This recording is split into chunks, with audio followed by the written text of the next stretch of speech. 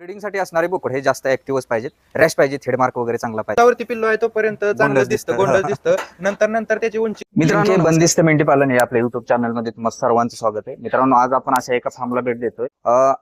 आमचे मित्र आहेत डॉक्टर अनिकेत हिवरे, वेटरनरी मध्ये चांगलं प्रॅक्टिस आहे. त्यांच्या फार्म मध्ये आता 20-22 शेळ्या आहेत, तसे 30-35 गायींचा मोठा गोट आहे. त्यांच्या शेळ्यांविषयी माहिती बघणार आहेत आणि त्यांच्या गायींविषयी माहिती बघणार आहे. नमस्कार अनिकेत. नमस्ते. मला आपल्याला थोडक्यात आपल्याकडे असणाऱ्या शेळ्यांची आणि आपल्या फार्मची माहिती द्या. नमस्कार मित्रांनो, आपल्याकडे आता 20 प्युअर बिट्टल शेळ्या आहेत आणि काही पिल्ले पण आहेत त्यांची. किती दिवसापासून करतोय आपण हे बिटल? साधारण 3 वर्ष झाली आपण बिट्टल मध्ये काम करतोय. मित्रांनो, पाठीमागील 3 वर्षापासून डॉक्टर ह्या शेळीशी निगडीत आहेत. सुरुवातीला काही थोड्या शेळ्या घेतलेल्या आहेत, त्याच्यापासून आता त्यांच्याकडे साधारणतः पिल्ल देणाऱ्या 20-22 माद्या झालेल्या आहेत. समोर तुम्ही त्यांची पिल्ल बघू शकता. अनिकेत, मला सांगा की तरी आपण ही स्पेसिफिकली बिटल ही जात आपण बंदिस्तासाठी का निवडली? आता मी पण प्रॅक्टिस करतो ना, बाकी सगळीकडे म्हणजे शेळ्या मेंढ्यांमध्ये पण प्रॅक्टिस भरपूर आहे.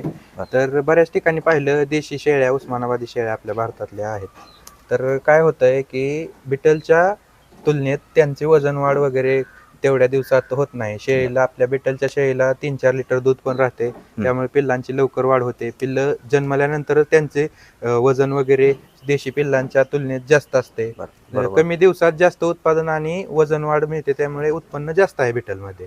बरोबर, म्हणजे यांचे पिल्ल द्यायची क्षमता असेल, दूध उत्पादन असेल, ह्या गोष्टी खास करून बंदिस्तासाठी आकर्षक आहेत. शेळी पालनात जर काम करायचं असेल तर बघा, महाराष्ट्रामध्ये डोळे झाकून कुठल्याही शेळीचा विचार केला तर पहिल्यांदा कलर फॅक्टर हा खूप महत्वाचा आहे. त्या दृष्टीने ही बिटल निवड अतिशय योग्य होती बंदिस्तासाठी. अभ्यास पूर्ण करा, तुम्ही योग्य माहिती घेऊन करा. पण हा एक फॅक्टर आहे की तुमचा काळी या शेळीला जास्त मान्यता आहे, बाजारामध्ये बाजारभाव चांगला मिळतो. दूध उत्पादन ज्या शेळीला चांगले त्याची साहजिक आहे की पिल्ल पण मजबूत होणार आहे. ह्या गोष्टी कारणीभूत असतात. शेळी निवडताना ह्या गोष्टी नेहमी लक्षात ठेवा. अनिकेत, मला सांगा की आता जे कोण नवीन शेळी पालक आहेत, ज्यांना इंटरेस्टेड आहेत, ज्यांना पिल्ल खरेदी करायचे आहेत, अशांनी काय म्हणजे जाती बिटलचं कोणतं वैशिष्ट्य बघून खरेदी केली गेलं पाहिजे? हा, तो महत्वाचा प्रश्न आहे, कारण आतापर्यंत आपल्याशी कॉन्टॅक्ट साधणारे बरेच शेतकरी नवीन पडणारे, त्यात म्हणजे हाच प्रश्न असतो की निवडताना कशी निवडावे. आणि बऱ्याचदा लोक फोनवरती वगैरे कॉन्टॅक्ट करून हेच तुमच्या कलर कोणता आहे, हा कोणता आहे, हाच प्रामुख्याने त्यांचा प्रश्न असतो. पण सगळ्या शेतकऱ्यांना सांगणं हेच आहे की नवीन तुम्ही व्यवसाय सुरू करताना एकतर शेळी, त्या पिल्लांची आई किंवा वडील यांचं पूर्ण जेनेटिक माहिती घेऊन तुम्ही व्यवसायात उतरा. आणि दुसरी गोष्ट, पिल्ल निवडताना फक्त कलर बघून किंवा त्यांची कानाची लेंथ वगैरे, शिंग बघून निवडू नका. की त्यांचं आई वडील बघा, त्यांचं बाबा वेद, आईची वेद देण्याची किती दिवसाचा कालावधी आहे, परत अजून तिचं दूध किती आहे, त्याची कासेची रचना बघा. ह्या सर्व गोष्टी बघून तुम्ही पिल्ल निवडा, जेणेकरून नुसता कलर साईज बघून. कारण कलर साईज ही काळा कलर आणि शिंग आणि ते रोमन नोज वगैरे हे ते सगळीकडेच भेटणार आहे बिटलमध्ये पाहायला. पण तुम्हाला त्याची आई आणि वडील, त्याची उंची वगैरे किती आहे, काय वडिलांची, हे सगळं गोष्टी बघून तुम्ही बिटलमध्ये उतरा. बरोबर, तर प्रामुख्याने व्यवसाय तुमचा यशस्वी होणार आहे. सुरुवातीला दुधावरती पिल्लो आहे तोपर्यंत चांगलं दिसतं, गोंडस दिसतं. नंतर नंतर त्याची उंची खुंटते, म्हणजे आईची त्याच्या वडिलांची उंची नसेल तर उंची खुंटते, किंवा नंतर तिथंच थांबते. शिंगाची साईज वगैरे तेवढीच थांबते, की म्हणजे तिथंच काहीतरी वेगळा आकार येतो, कानाची साईज थांबते. असे पूर्ण गोष्ट पिल्लू न बघता त्याचे आई वडील बघून पिल्लू निवडावं. आता बिटल मध्ये बऱ्याचशा ठिकाणी मला असं की फक्त काळ्या कलर मध्ये किंवा लांब कानामध्ये किंवा पांढरे डोळे, हे जे स्पेसिफिक जे कॅरेक्टर आहेत, हे जे लोक शोधायला जातात, एक तर त्यांना ते पिल्लू महाग पडतं. त्याच्या मागे म्हणजे त्याची उच्च गुणवत्तेचा असू किंवा नसू, कान जर लांब असले तर संपला विषय. मग त्याची उंची 30च असा नका किंवा 35च होई नका त्याची पूर्ण वाढलेल्याची. ह्या अशा एका कॅरेक्टरच्या मागे कधीच लागू नका. ओव्हरऑल विचार करा. शेळी ही मांस उत्पादनासाठी, दूध उत्पादनासाठी सांभाळली जाते. आणि त्याच्यामध्ये आपल्याला 2 पिल्ल देणारी शेळी, वेतातील अंतर कमी असावं आणि दूध उत्पादन चांगलं असावं, ह्या डेफिनेटली गोष्टी बघा. तसं डॉक्टर, बोकड निवडताना खास काय पाहून निवडला पाहिजे? बोकड निवडताना प्रामुख्याने आपण मगाशी म्हणलो तसं सर्व गोष्टी पाहिल्या तर पाहिजेतच.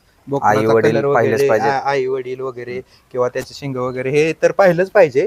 असं नाही की पाहिलं नाही पाहिजे वगैरे, ते तर पाहिलं पाहिजे.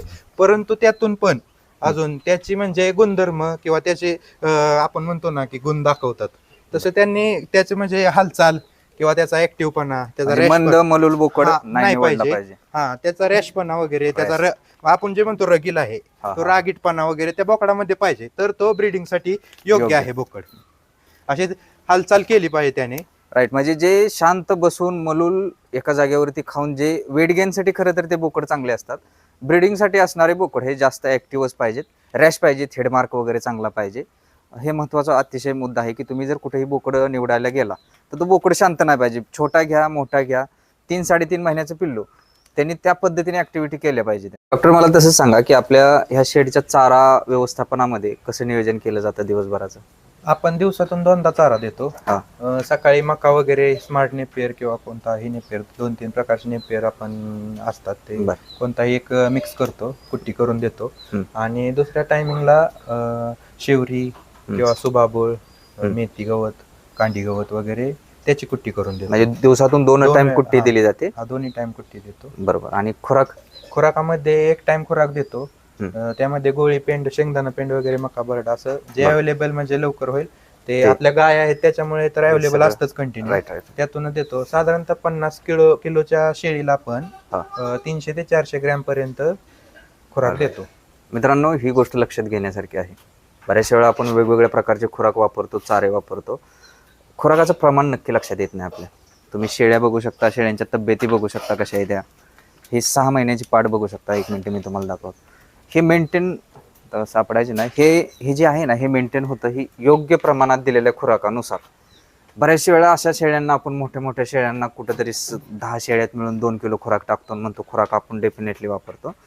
तर बंदिस्तमध्ये एका शेळीला, हेवी साईजच्या शेळीला, जर 50 किलोची शेळी असेल तर 400-500 ग्रॅम पर्यंत खुराक लागेल.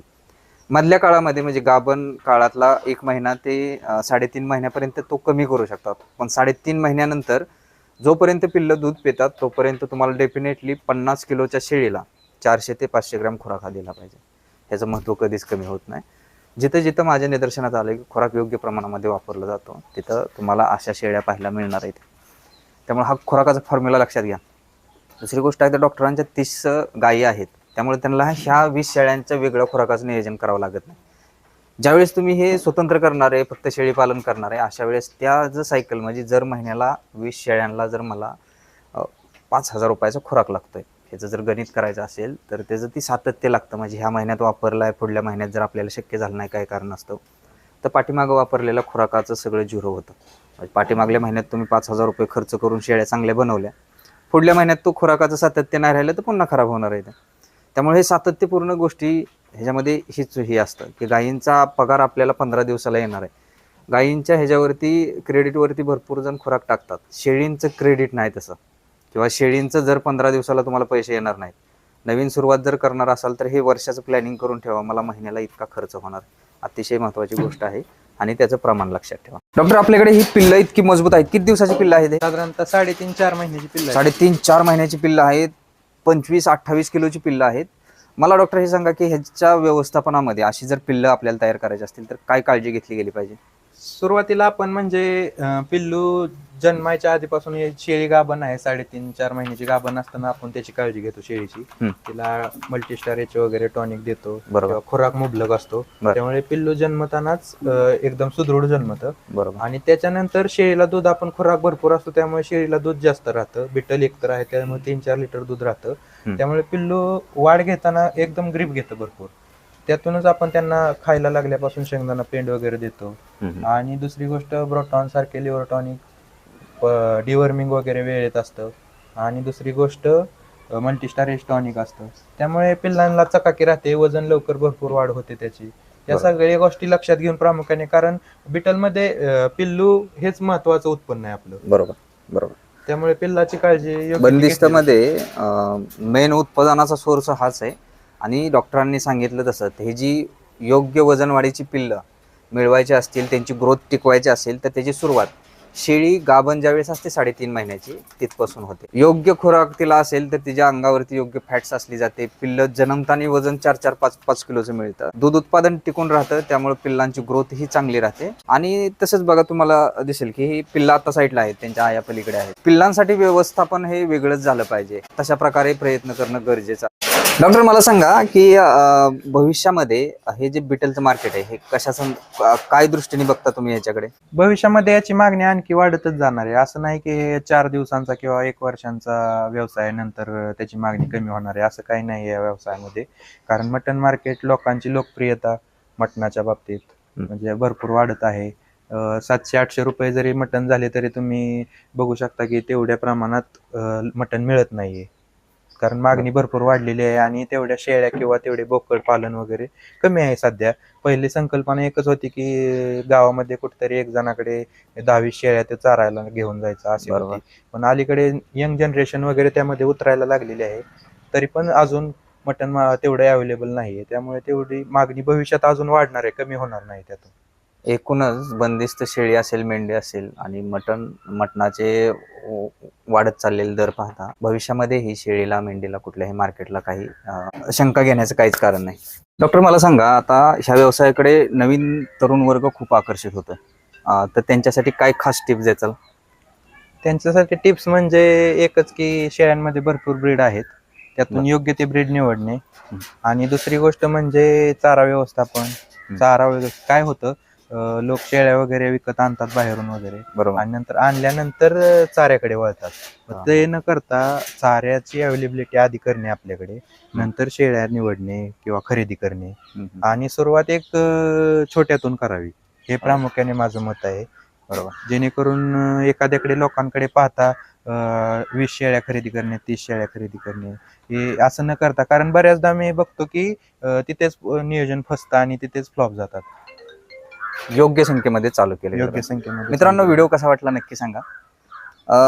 अनिकेतकडे आता काही पिल्लं विक्रीला आहेत. तुम्हाला जर विक्री संबंधी काही चौकशी करायची असेल, स्क्रीनवरती जो नंबर दिसतोय त्याच्यावरती तुम्ही कॉल करून त्यांच्याकडून माहिती घेऊ शकता. आणि असेच नवीन नवीन व्हिडिओ पाहण्यासाठी, माहिती मिळवण्यासाठी आपल्या चॅनलला सबस्क्राईब करा. धन्यवाद.